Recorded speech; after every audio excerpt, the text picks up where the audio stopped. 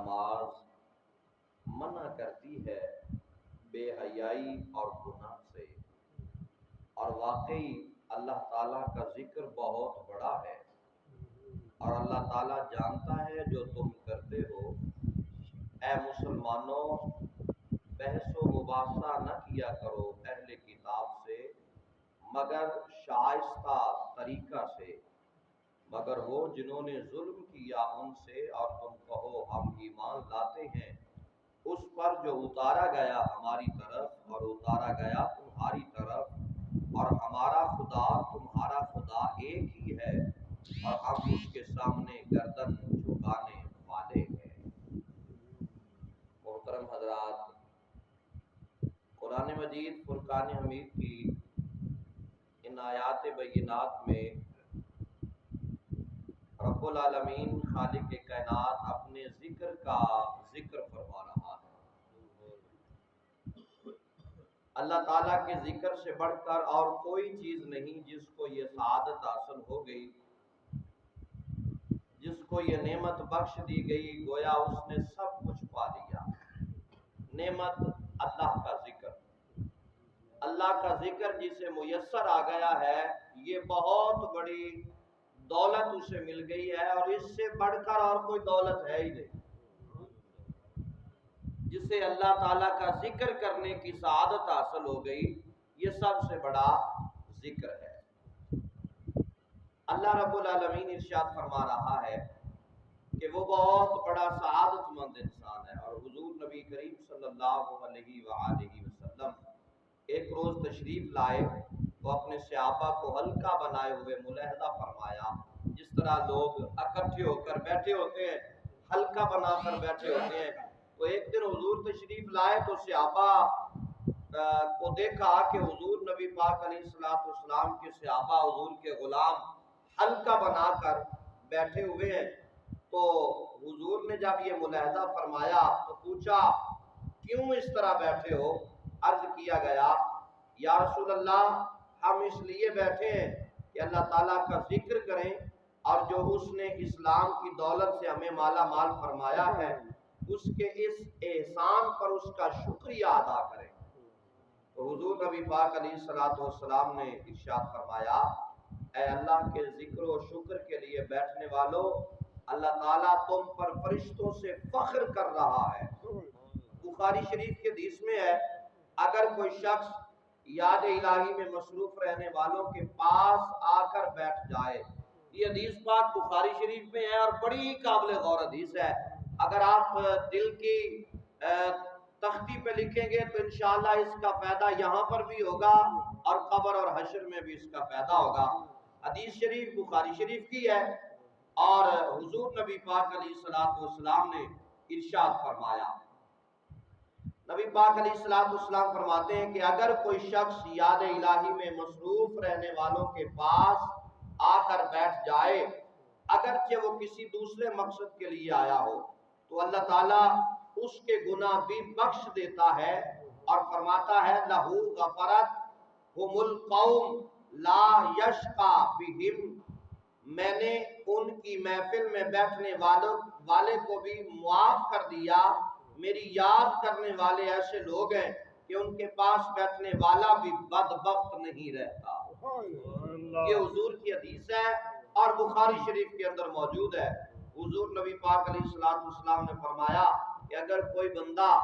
کسی بندے کو ملنے کے لیے آ رہا تھا، اسے پتا چلا کہ وہ تو اللہ کے ذکر کی مجلس میں بیٹھا ہوا ہے، تو وہ اس کو ملنے کی غرض سے آ کر اس مجلس میں بیٹھ گیا کہ جب یہ یہاں سے فارغ ہوگا تو میں اس سے اپنی بات چیت کر لوں گا۔ حضور فرمایا جو اس مقصد کے لیے بھی آ کر نا اس مجلس کے اندر بیٹھ گیا، تو رب فرماتا ہے کہ یہ جس انداز میں بھی آیا ہے اور جس نیت پر بھی آیا ہے، آیا تو میرے دوستوں کے پاس ہی ہے نا،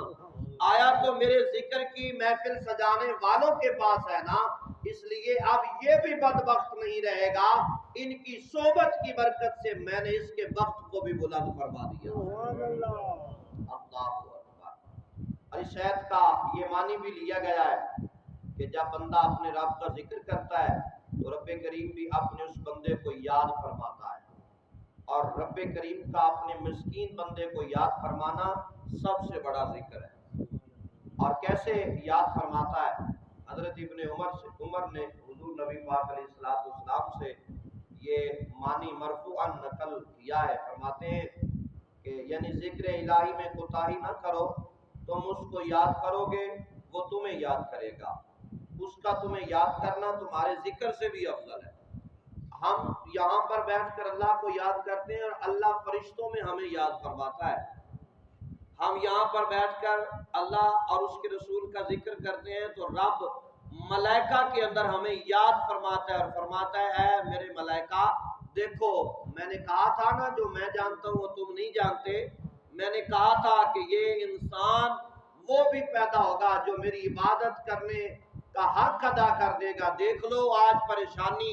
مشکل اور ہر معاملے کے اندر جب بھی گر جاتا ہے پھر اس کے باوجود بھی وہ میرے ذکر سے دور نہیں ہوتا۔ جو بندہ اتنا میرا ذکر کر رہا ہے اب اس کے لیے میں اپنی رحمت کا دروازہ کھولوں یا نہ کھولوں؟ محترم حضرات، جہاں یہ ذکر کا ذکر ہو رہا ہے وہاں ہمارے اوپر ایک اور چیز بہت بڑی فرض ہے، اور وہ ہے حضور نبی پاک علیہ السلام کی ختم نبوت کا پہرا اور حضور کی عزت و ناموس کا پہرا۔ تو ہم حکومت پاکستان سے ایک بار پھر یہ مطالبہ کرتے ہیں اور ہم حق بجانب ہیں، نبی پاک علیہ السلام کی عزت اور عظمت پر اور حضور کی ذات کے متعلق اگر کوئی بندہ نازیبا لفظ استعمال کرتا ہے تو یہ بھی ہمارا ایمان گوارا نہیں کرتا۔ ہم اپنے آقا مولا امام الانبیاء حضرت محمد مصطفیٰ صلی اللہ تعالی علیہ وآلہ وسلم کی عزت و عظمت پر قربان ہونے والے غلام ہیں، اور ہماری گردنیں اور ہمارا یہ مال سب کچھ حضور کی عزت کی وجہ سے ہے۔ اگر آج ہماری کوئی عزت ہے تو یہ حضور کی وجہ سے ہے۔ آج مالک نے ہمیں یہ عزت کے ساتھ سانس لینا جو نصیب کیا ہے یہ حضور کا کلمہ پڑھنے کی وجہ سے ہے۔ تو ہائی لینڈ کے اندر ایک بار پھر نبی پاک علیہ السلام کی بہت بڑی بے ادبی اور گستاخی کے جملے استعمال کیے گئے، اور ایسے جملے کہ جو بندہ زبان پر نہیں لا سکتا۔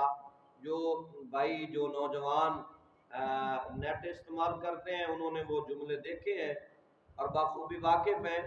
تو ہم حکومت پاکستان سے یہ مطالبہ کرتے ہیں کہ ان ہائی لینڈ کے کتوں کو